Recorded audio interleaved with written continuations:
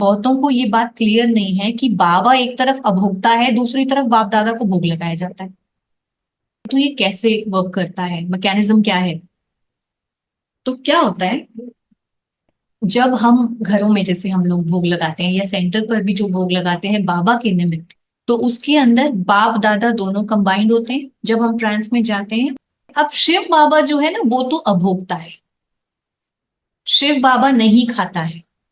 हमारा जो भोजन है वो दो चीजों से बना हुआ है। किससे? एक तो उसकी जो मेन इंग्रेडिएंट्स हैं, जैसे कि चावल हो गए, अन्न हो गया, या जो भी है।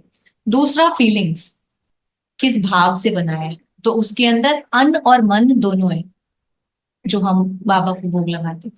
तो शिव बाबा उसमें से मन वाला पार्ट ले लेता है, यानी बच्चों की फीलिंग्स वो उसमें से शिव बाबा अपने लिए ले लेता है कि मेरे को भोग लगाया है। दूसरा, उसमें से जो अन्न वाला पार्ट है वो ब्रह्मा बाबा भासना ले लेते हैं।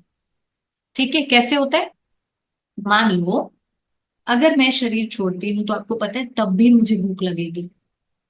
अगर वो चीज मेरे सामने आ जाएगी ना, मान लो चाय मेरे सामने आएगी आत्मा के रूप में, ठीक है, मेरे सामने भले ही चाय पड़ी होगी, तो मैं चाय को बस एक तरह से सूंघ लूंगी, चाय वहीं की वहीं रहेगी और मेरे अंदर ग्रहण भी हो जाएगी, तो मैं तृप्त हो जाऊंगी। मतलब दूसरों के लिए खाना वहीं भले ही पड़ा है, लेकिन मेरे सामने मैंने उससे भांसना ले ली, उसका स्मेल ले लिया, तो मैं वो तृप्त हो गई। ऐसा होता है।